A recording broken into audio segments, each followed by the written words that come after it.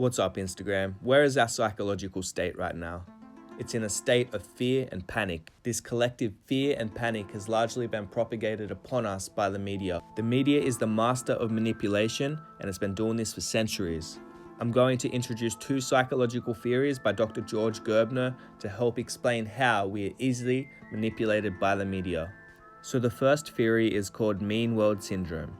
Mean world syndrome is the cognitive bias where people perceive the world to be more dangerous than it actually is, due to long-term moderate to heavy exposure to violent-related content on mass media. Mean world syndrome asserts that viewers who are exposed to violence-related content can experience increased fear, anxiety, pessimism, and heightened state of alert in response to perceived threats.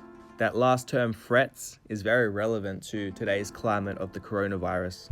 The media will enact fear into our psyches about an impending apocalyptic scenario, and then when we enact the monster that they created, they will point the finger at us and shame us.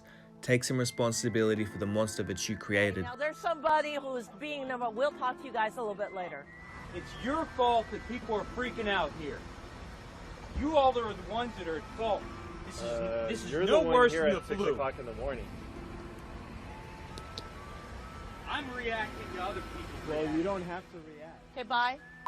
Well, no, control your Your boss, your editors. Thank You're you. all the scum of the earth. Bye. And I don't even blame the Chinese. I don't blame them at all. They did everything right. It's you all that are hyping things up. Goodbye. Bye. Have a good morning. So why is mean world syndrome so powerful? Well, it's hypothesized that because media, namely television, consumed by viewers has the power to directly influence and inform our attitudes, beliefs, and opinions about the world. We see what happens on a screen as some kind of authority figure. So what about cultivation theory? Well, cultivation theory examines the long-term effects of television. The primary proposition of cultivation theory states that the more time people spend living in the televised world, the more likely they are to believe social reality aligns with the reality portrayed on television. The images and ideological messages transmitted through popular television media heavily influence our perceptions of the real world. This is dangerous because negativity sells. Turn on the 6 o'clock news and count how many negative stories there are compared to how many positive stories there are in that news hour. Steven Pinker is a Harvard University psychologist who wrote the book The Better Angels of Our Nature, Why Violence Has Declined, and he argues that we are living in the most peaceful era of human history in terms of violent deaths per capita. But it's not just that. I mean, look at our life expectancy, they're at an all-time high. Look at extreme poverty, it's at an all-time low across the globe.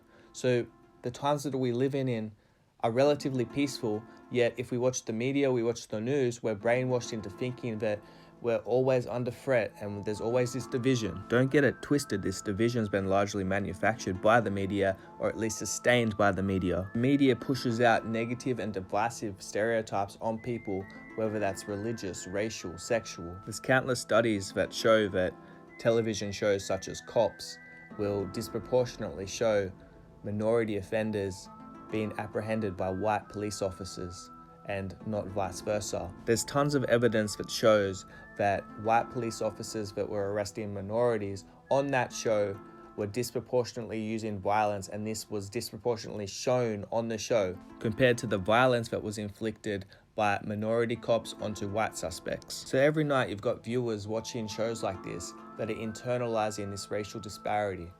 It's projecting these negative stereotypes of minorities being inherently more criminal than white people, and that it's acceptable for white police officers to exhibit more force onto minorities than it is onto white suspects. Not only is this detrimental to minorities to have this negative stereotype attached to them, but it's also detrimental to white people, as we are also getting a stereotype put onto us of being evil oppressors and inherently more racist and evil than others. And with that, the racial divisions continue. People underestimate the power of a stereotype and how detrimental they can be. People say, oh, it's just a joke, but they're deeper than that. Negative stereotypes, people buy into them, they play them out, they internalize them, and this can shift an entire person's worldview of others and of themselves. It's fucked up. So what's the point of this video? The point of this video is to question everything. Don't just buy whatever the media sells you. They're the salesman for fear and of division. They'll program you full of hate, division, and fear. And then once you've bought their propaganda, once you've internalized it and you project it onto the world, they'll point the finger and they'll ridicule you. They're not going to take any responsibility in how they help shape the monster that you've become. They'll point and they'll laugh before they program another generation to feel the same. To quote Charlie Chaplin, "You don't hate, only the unloved hate. The unloved and the unnatural